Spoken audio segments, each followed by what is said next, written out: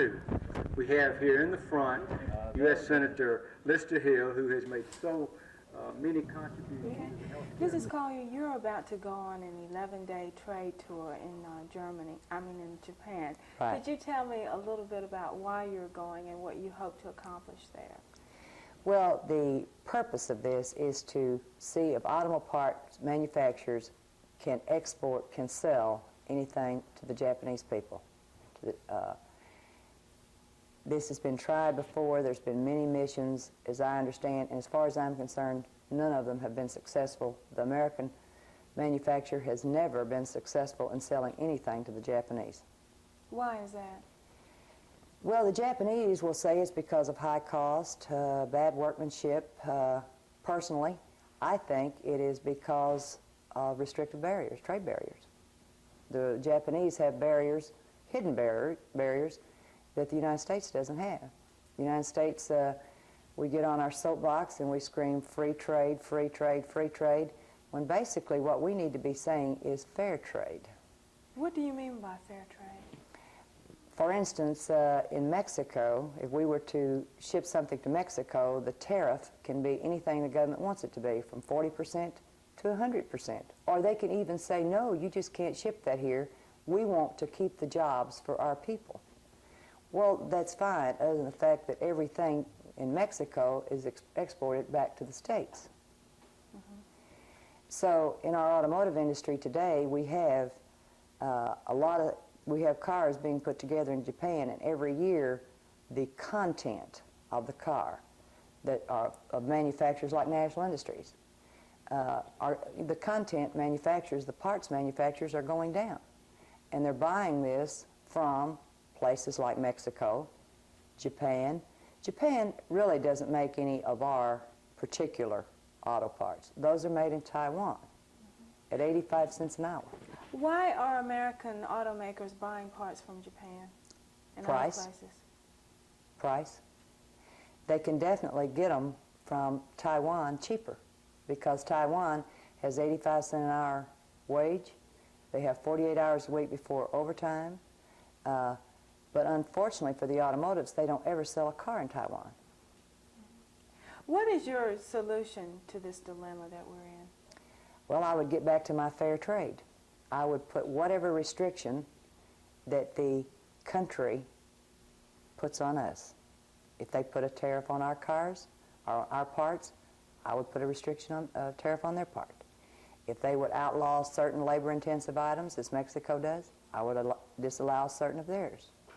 If they would put unrealistic stuff on cars like Japan does, and hopefully I will have what those are when I get back. American cars, then we should do the same. So are you hoping that this trip will be an investigative one, or do you hope to accomplish anything in persuading the Japanese to... Well, I guess what I would be very thrilled is if I could go around and pick up something like you pick up in the United States and you turn it over, it says made in Japan. I guess I would be thrilled if I could go to Japan and pick up something made in the United States. Unfortunately, I don't think I'm going to, and I don't think I'll find anything next year unless through this, I think it will be more investigative for me. I don't have any false illusions about being able to deluge Japan with wiring harnesses. But I hope to be able to come back with some answers that people will listen to and realize that we have to do something to protect our own industry and economy. When you say people will listen to, do you plan on trying to push for any legislation when you get back? Just as hard as I can. I will talk to anyone that will let me. And if I can talk to someone for 30 minutes, they generally see the fallacy in our trade policies. And we do have some fallacies, some large ones. Thank you.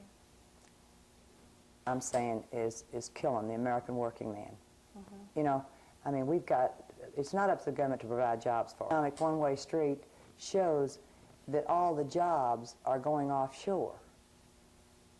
And we've got to have jobs right here in the United States. I predicted we've either got to figure out that we're not going to try to compete, or we're going to have to protect our own industry. Any type of effect? I don't think so. I think that if we would put tariffs on parts coming in. It would merely equalize. American tariff that was put into effect now wouldn't help them any. People would go back to buying foreign cars and foreign products. It would give us a chance to stabilize and know what.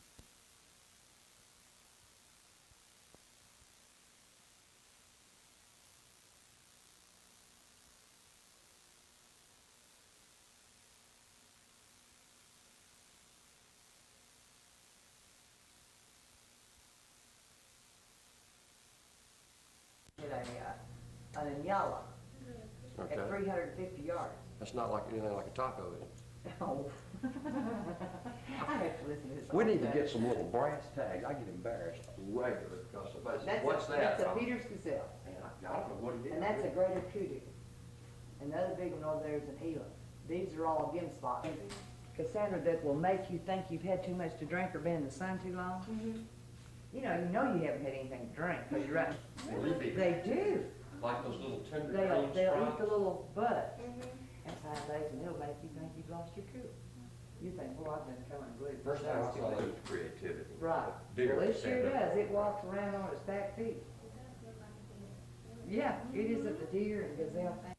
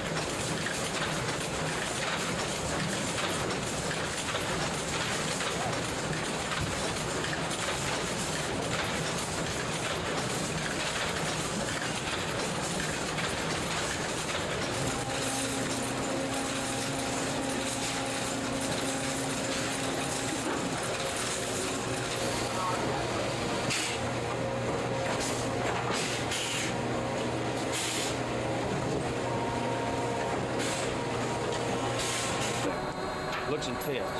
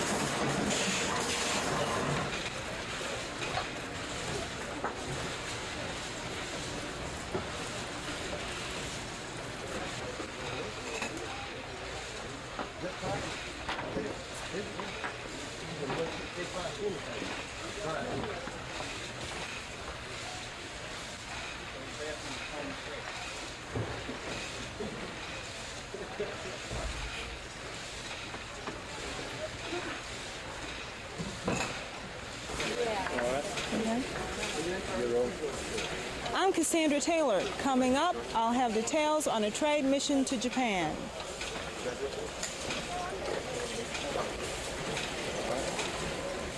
I'm Cassandra Taylor. Coming up, I'll have details on an automotive trade mission to Japan.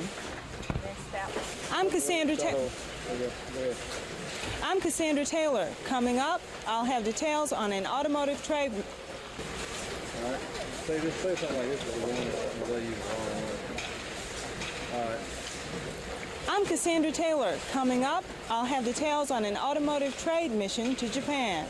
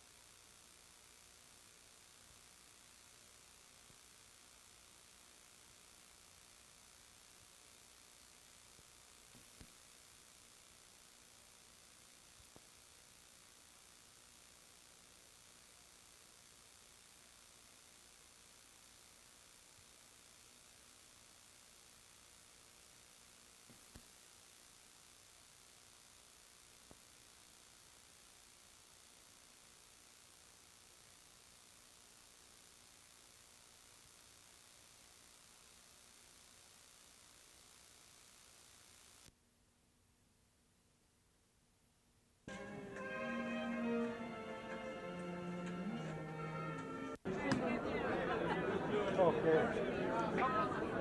Go ahead.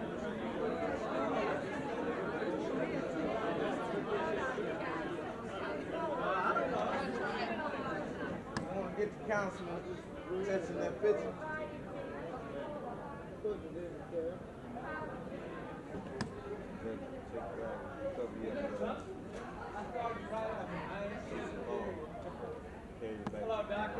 How you doing? My pleasure. Thank you. I appreciate you for absconding with that.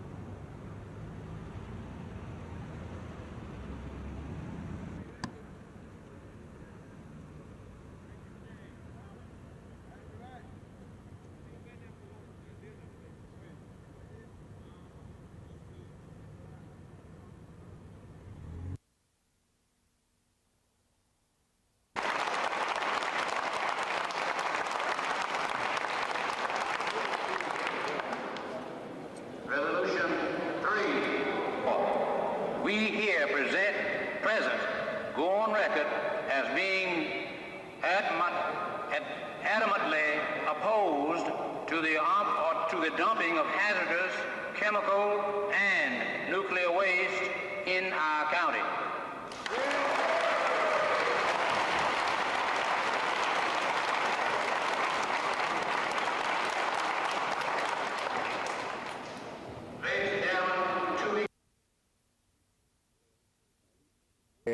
At least water will flow to a great extent, if not to the fullest extent.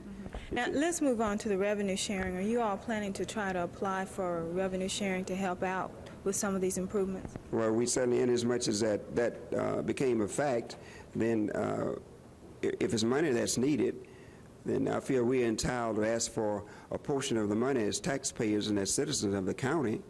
to use some of that money to relieve some of our problems. And what would you use specifically? What would you Yeah, we use that would be money for the paving of the ditches on the old Selma Road to relieve the water problem. And, well, my property in particular, and I'm not being personal, but it becomes a lake. And I have about 200 foot back and about 100 foot front. 200, I don't know, it's just about an acre. And my whole yard becomes just like a lake. And when it's an extreme hard rain, of course, I just about have to evacuate. I can't stay there. And the end result is that, well, snakes and you know what can come up in water, and it ruins your lawn. And this has been going on for a number of years, and I reached the point that I just can't accept being a citizen of the county and the county not addressing to the problems in as much as that I work very hard in various things in this city, on various boards. And my present position is I'm Associate Executive Director of the State Athletic Association. I work with people all over the state. Now, are you going to continue to work with the county on trying to get some of these other improvements? As long as there's better